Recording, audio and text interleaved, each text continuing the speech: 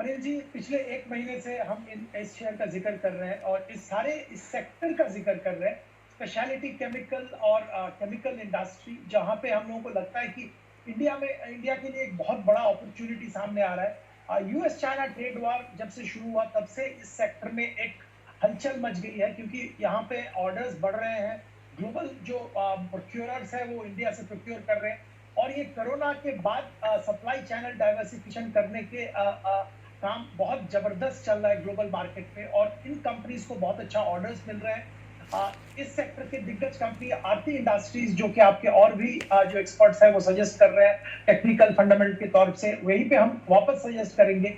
1400 रुपए का टारगेट लेके आरती इंडस्ट्रीज में करंट लेवल पे खरीदारी करनी चाहिए। अब बेहतरीन परफॉर्मेंस रहा है कंपनी का, कंटिन्यूअस प्रोसेस ज्यादातर इनका चलता है। जो प्रोडक्शन इंटरप्शन वो भी बहुत कम हुआ है, क्योंकि कंटिन्यूअस प्रोसेस प्लांट को कुछ हद तक छूट दी गई थी। यहाँ पे इसका मतलब ये होता है कि यहाँ पे अगर एक बार प्रोसेस बंद कर दिया जाए तो रीस्टार्ट करने में बहुत टाइम लगता है। तो सरकार की तरफ से बहुत छूट दिया गया था लॉकडाउन के टाइम में भी। तो प्रोडक्शन ठीक ठाक चल रहा है, डिमांड बहुत अच्छा है, और ग्लोबल डिमांड आने वाले दिनों में और भी बढ़ने की संभावना है। जो मार्जिन एक्टिव जो जो जो प्रोडक्ट्स हैं वहां पे प्रोडक्शन बढ़ रहे हैं, और आने वाले दिनों में हम लोगों को लगता है इनिशियल टारगेट 1400 साल भर का लेके चलिए, आने वाले दिनों में यहां से भी और आगे जा सकता है। बेझिझक करंट लेवल पे खरीदारी कीजिए। क्या बात है, बेझिझक खरीदारी कीजिए, ये शब्द बहुत अच्छा लगा। और आरती इंडस्ट्रीज आज सुबह सुबह सिद्धार्थ सैदानी साहब ने खरीदारी करने की राय दी। उसके बाद आरती इंडस्ट्रीज 10 की कमाई में कुणाल जी राकेश जी ने खरीदारी करने की राय दी, और अब सुदीप सर भी करें 1400 रुपए के टारगेट के साथ यहाँ पर आप खरीदारी कर सकते हैं। तो बेहतरीन स्टॉक है, बेझिझक खरीदारी करने की राय आपके लिए। सुदीप सर से मैं थोड़ी देर में मार्केट का व्यू भी लूंगा, लेकिन उससे पहले अब वक्त है आपके लिए संजीवनी शेयर का।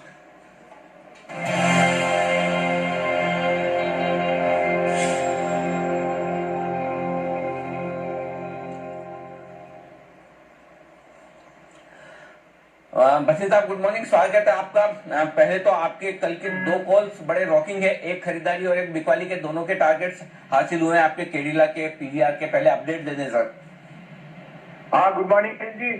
तो आपने ठीक पकड़ा, पीवीआर हमने चाहे 40 रुपए डिस्काउंट पे शॉर्ट करने को कहा था फ्यूचर में, तो उसने सारे टारगेट हिट कर दिए और 851 हिट कर गया। तो you made good profit there of the short side. और कैडिला 328 का 343 का टारगेट था, 345 उसमें भी हमने बुक करा दिया है। उसके अलावा 2 सौदे जो खड़े हैं वो है सिप्ला, और सिप्ला में हमने 550 का टारगेट है, हम अभी बने रहेंगे उसमें।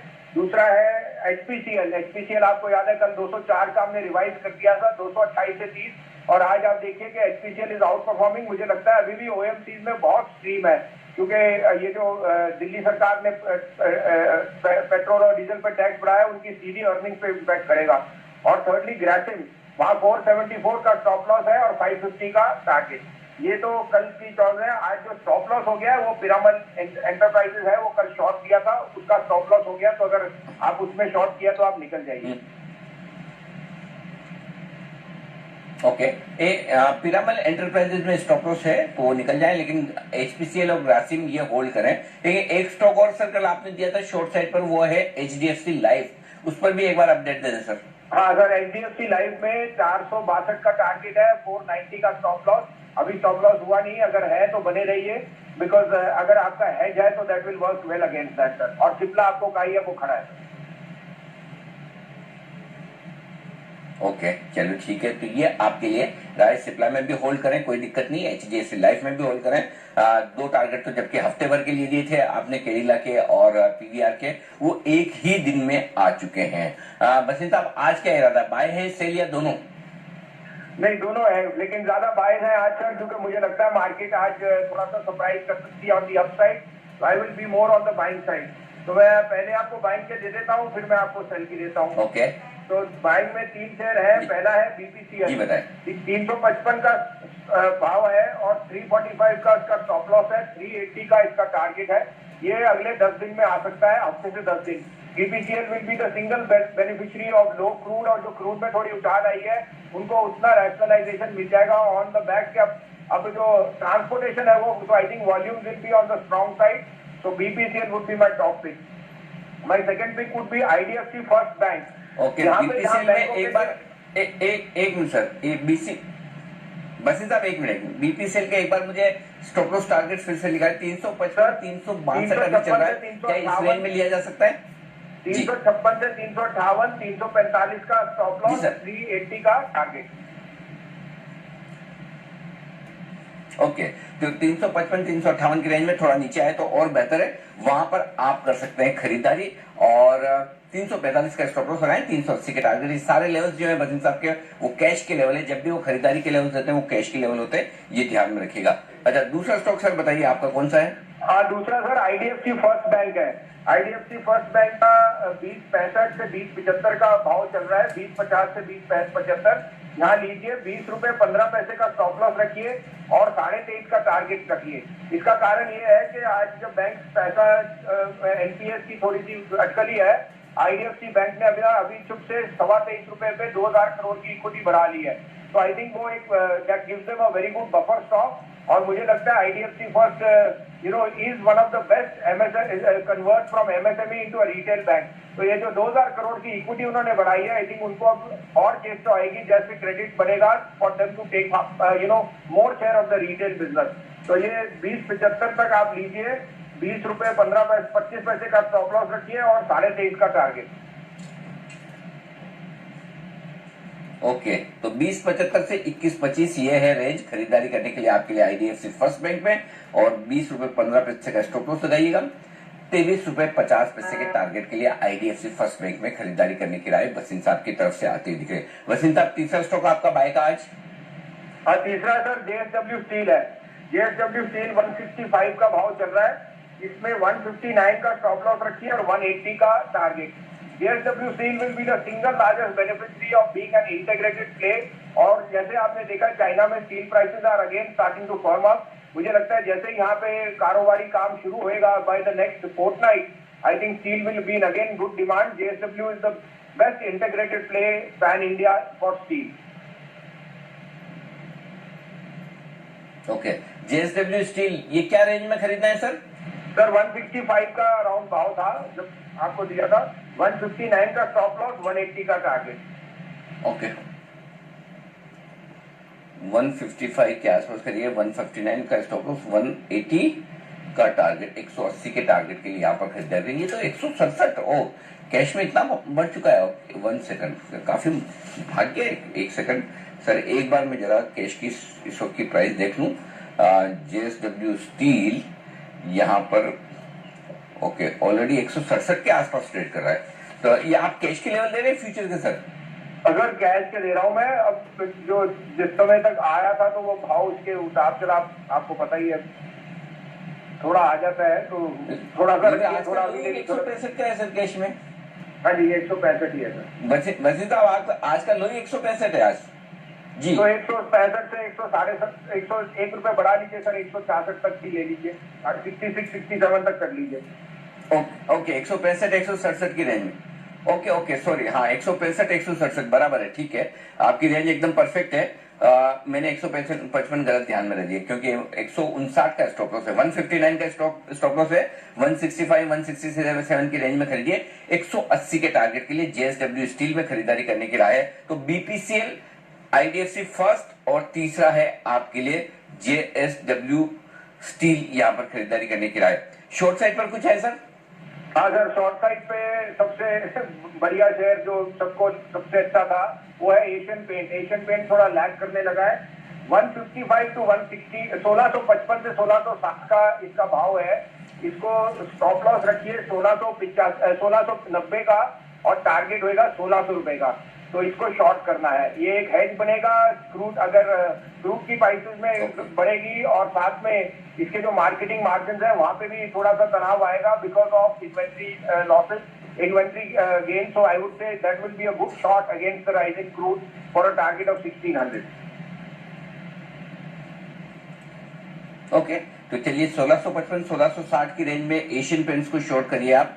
ये है आपके लिए अगला स्टॉक। और 1690 का स्टॉप लॉस लगाइए। नीचे की तरफ 1600 के टारगेट के लिए यहाँ पर बिकवाली करने के लिए आए। तो 3 स्टॉक बाई साइड पर आए हैं बसीन साहब की तरफ से और 1 स्टॉक है शॉर्ट साइड पर बसीन साहब की तरफ से। बहुत बहुत शुक्रिया बसीन साहब, ये बेहतरीन स्टॉक आप हमारे दर्शकों को दे रहे हैं। और फिर से क्लोजिंग वाले शो में आपसे मुलाकात होगी 2:15 बजे बसीन साहब की तरफ से। संजीवनी शेयर अब हर रोज आपको 10 बजे और 2:15 बजे, सुबह 10 बजे और दोपहर में 2:15 पर आपको मिलेंगे। इस पर आपको फोकस करना है, ये ध्यान में रखिएगा। बिल्कुल ये है बेहतरीन स्टॉक्स जहां पर आपको करनी है। सुमित जी की तरफ से एक बिगुल। सुमित जी, सैटेलाइट है या छोटा ऑप्शन बड़ी कमाई?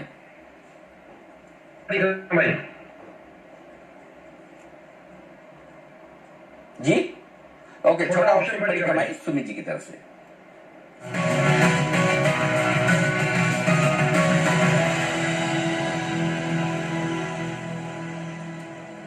बताएं सर। अनिल जी, अभी आधे घंटे पहले पीवीआर दिया था, स्पॉट लेवल्स 950 के आसपास थे, 915 का लो लगाया और जो 900 का पुट दिया था उसमें 125 का टारगेट था, 122 का हाई लग चुका है ऑलरेडी। तो अच्छा खासा प्रॉफिट बना होगा लोगों को। अब अगर कोई वेट करता है तो ट्रेलिंग स्टॉप लॉस लगाए और कैरी भी कर सकते हैं अभी भी, क्योंकि स्ट्रक्चर तो वीक ही है, 900 का लेवल टूटना चाहिए। तो अब जो दूसरा स्टॉक पीवीआर के बाद रडार पे आया है वो भी पुट साइड का ही है। स्टॉक में वीकनेस लग रहा है। स्टॉक का नाम है मुथूट फाइनेंस। मुथूट फाइनेंस के अंदर मेरे को लगता है कि यहाँ से गिरावट देखने को मिलेगा। स्टॉक के अंदर जो कल का कैंडल बना है उसको देखते हुए मेरे को लगता है कि आने वाले दिनों में हो सकता है शायद इसी हफ्ते में स्टॉक के अंदर नीचे में 740 से लेकर 730 तक के लेवल देखने को मिले। अभी 790 के आसपास स्पॉट लेवल्स के आसपास ट्रेड कर रहा है। तो मुथूट फाइनेंस के अंदर 760 का पुट लेने का सलाह रहेगा। 40 से 43 रुपए के आसपास अभी ट्रेड कर रहा है। मुथूट फाइनेंस 760 का पुट बाय करे, नीचे में स्टॉप लॉस लगाए 30 रुपए का, यानी 10-11 रुपए का स्टॉप लॉस हुआ। और जो फॉल हम एक्सपेक्ट कर रहे हैं वो फॉल के हिसाब से इसके टारगेट्स बनेंगे 55 से 65 रुपए के। 55 रुपए का पहला टारगेट, 65 रुपए का दूसरा टारगेट। मुथूट फाइनेंस 760 का पुट लेने का सलाह रहेगा। ओके, 760 का पुट ऑप्शन मुथूट फाइनेंस का खरीदिए 40 से 43 रुपए की रेंज में, 30 रुपए का स्टॉप लॉस लगाइए। 55 से 65 रुपए के टारगेट के लिए मंदी का व्यू बनता हुआ दिख रहा है यहाँ पर मुथूट फाइनेंस में। ऊपरी स्तरों पर टिकना रहेगा मुश्किल और वही हाल सारी एनबीएफसी का भी है इस वक्त। आइए अगला बिगुल है इस वक्त कुणाल जी और राकेश जी के लिए।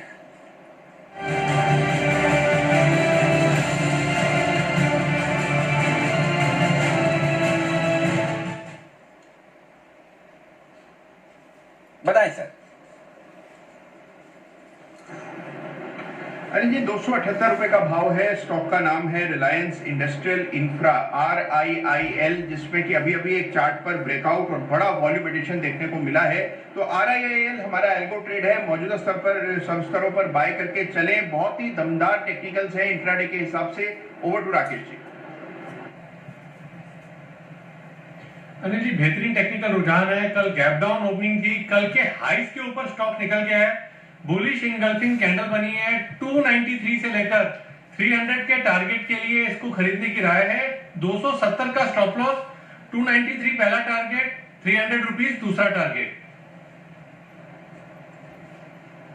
Okay, Reliance industrial infra RIIL 278-280 की रेंज में खरीदिए आप और यहां पर स्टॉप लॉस लगाना है 270 का, 295 और 300 रुपए के टारगेट के लिए करनी है आपको खरीदारी। ये है राय आपके लिए रिलायंस इंडस्ट्रियल इंफ्रा में इस वक्त कुणाल जी और राकेश जी की तरफ से।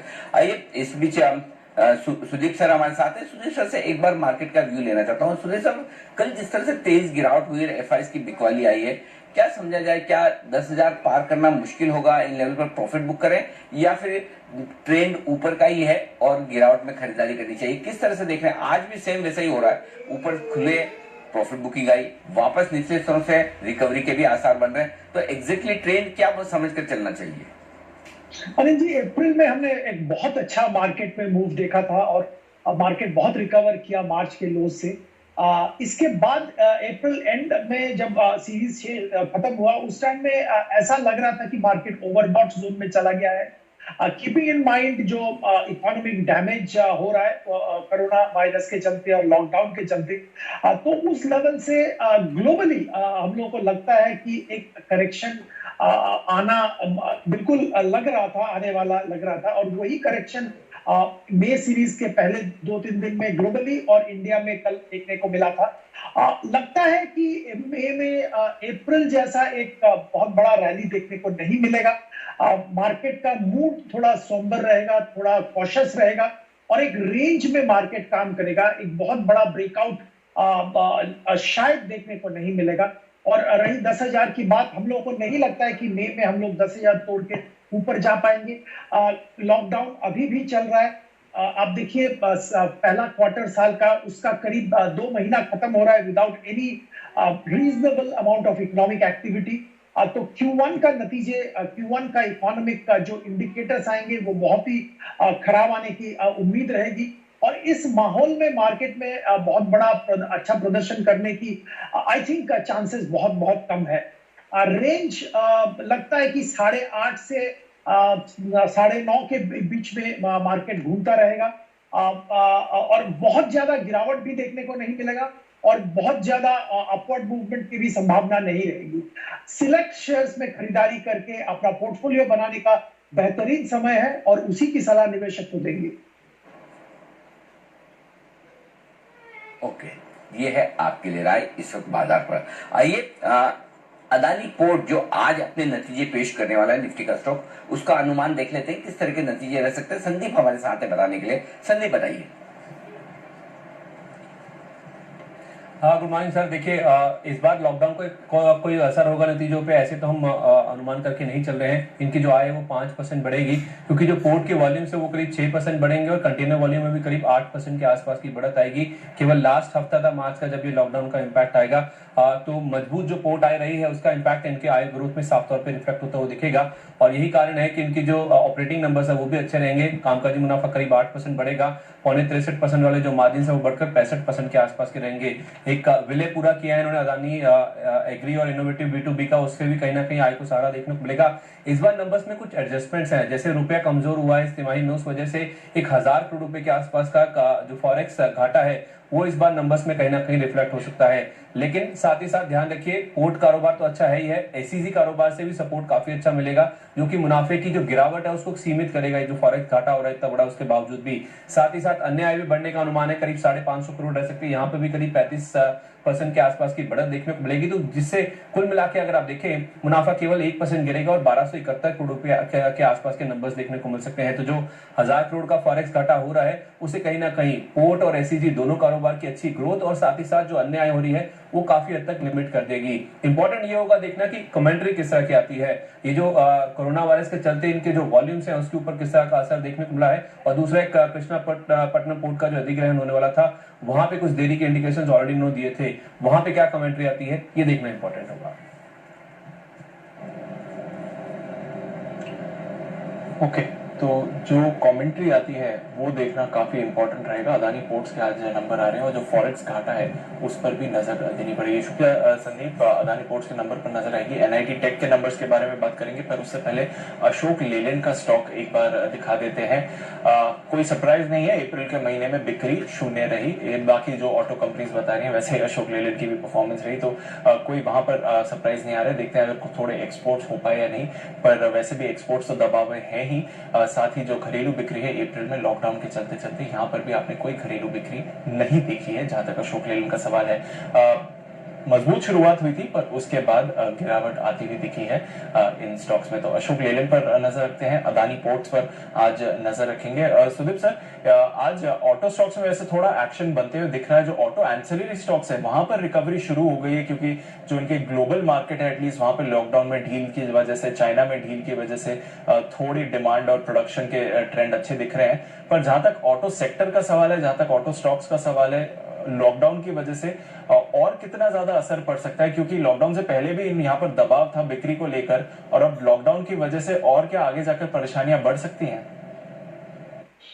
ऑटो सेक्टर में अगर आपको ध्यान होगा, ये कोरोना वायरस से बहुत पहले से ही बहुत बड़ा दबाव बना हुआ था और ऑटो सेक्टर एक बहुत बड़ा स्लोडाउन के में से जा रहा था। यहाँ पे बहुत सारे फैक्टर्स थे। एक तो कुछ ड्यूटीज बढ़ गए थे, पर्टिकुलरली इंश्योरेंस रिलेटेड पेमेंट्स बढ़ गए थे। एनबीएफसी सेक्टर जो कि ऑटो सेल को बहुत बड़ी तरह से सपोर्ट करता है, वहां पे बहुत दिक्कतें थी और NBFC were not able to support auto sale. तीसरी बात, BS6 ट्रांजिशन लेके बहुत कंफ्यूजन और बहुत अनसर्टेनिटीज था। चौथी बात, ओवरऑल इकोनॉमी में दबाव के कारण ऑटो सेल्स जेन्युइनली कम हो गए थे। तो ऑटो सेक्टर में एक बहुत बड़ा प्रॉब्लम था और कोरोना आने के बाद एक परफेक्ट स्टॉर्म कह सकते हैं, ऐसा ऑटो सेक्टर में आ गया था। तो हम लोगों को लगता है कि अभी भी ऑटो सेक्टर को रिकवरी में थोड़ी देर के टाइम लगेगी और हड़बड़ा के ऑटो सेक्टर में खरीदारी की सलाह हम नहीं देंगे। आपने ऑटो एंसिलरीज का जिक्र किया और इसमें से जो ऑटो एंसिलरीज ग्लोबल रीच है और ग्लोबल मैन्युफैक्चरिंग फैसिलिटीज है और ग्लोबल ओईएम के साथ लिंक्ड है या ग्लोबल मैन्युफैक्चरर्स के साथ डायरेक्टली ओईएम बने हुए हैं, वहां पे खरीदारी करनी चाहिए। वहां पे थोड़ा थोड़ा करके अपना पोजीशन बनाना चाहिए। मदरसन सुमी का जिक्र मैं करना चाहूंगा। यूरोप में अच्छा खासा पकड़ है और यहाँ पे जैसे आप जिक्र कर रहे थे, जो लॉकडाउन खुल रहा है और वापस डिमांड आने की संभावना है, तो मदरसन सुमी जैसे कंपनी में खरीदारी की जा सकती है। और by and large India focused auto company और ऑटो एंसिलरी में मैं सतर्क रहने की सलाह दूंगा। ओके, तो जो India focused auto ancillary companies है वहां पर सतर्क रहिए, बट जैसे जो ग्लोबल एक्सपोजर वाली बड़ी ऑटो एंसिलरीज हैं, मदरसन सुमी या भारत फोर्ज, वहां पर आप नजर रख सकते हैं। मदरसन सुमी में 50 के लेवल से जो रिबाउंड आया है वो सस्टेन कर रहा है। सुदीप सर, बहुत बहुत शुक्रिया हमारे साथ आज जुड़ने के लिए और बाजार पर अपनी राय शेयर करने के लिए, कुछ ऐसे स्टॉक्स बताने के लिए जहां पर आपको इंटरेस्ट आ रहा है इस समय।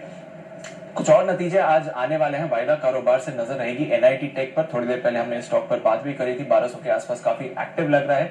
देख लेते हैं किस तरह के नंबर्स का अनुमान लगाया जा रहा है, उसके लिए कुशल हमारे साथ तैयार है। बताइए कुशल। दीपांशु, देखिए नंबर्स जो है वो फ्लैट रहने का अनुमान हम मानकर चल रहे हैं। मुनाफे में जो है ऑलमोस्ट फ्लैट रह सकते हैं, ये करीब 123 करोड़ पर। साथ ही अगर आप इनकी डॉलर आय देखें तो वहां पे भी 1% की ही बढ़त हम एक्सपेक्ट करके चल रहे हैं, क्योंकि इनका जो एक की वर्टिकल है ट्रैवल एंड ट्रांसपोर्टेशन, वो करीब 29% इनकी आय का हिस्सा है और कोविड-19 की वजह से यहाँ पर सबसे ज्यादा दबाव हमें देखने को मिला है। तो कहीं ना कहीं उस वजह से आप देखिए डॉलर आय जो है उतनी बढ़ती भी नजर नहीं आ रही है। साथ ही मार्जिन अगर आप देखें तो वहां पे भी 30 से 40 बेसिस पॉइंट्स का उछाल के साथ हम 14.2% की मार्जिन एक्सपेक्ट करके चल रहे हैं, क्योंकि रुपए में गिरावट का थोड़ा सपोर्ट रहा है। साथ ही इनका जो ट्रैवल कॉस्ट कम हुआ है ओवरऑल IT कंपनियों का, उस वजह से कहीं ना कहीं मार्जिन को थोड़ा सहारा हमें मिलता हुआ नजर आया है। अब देखना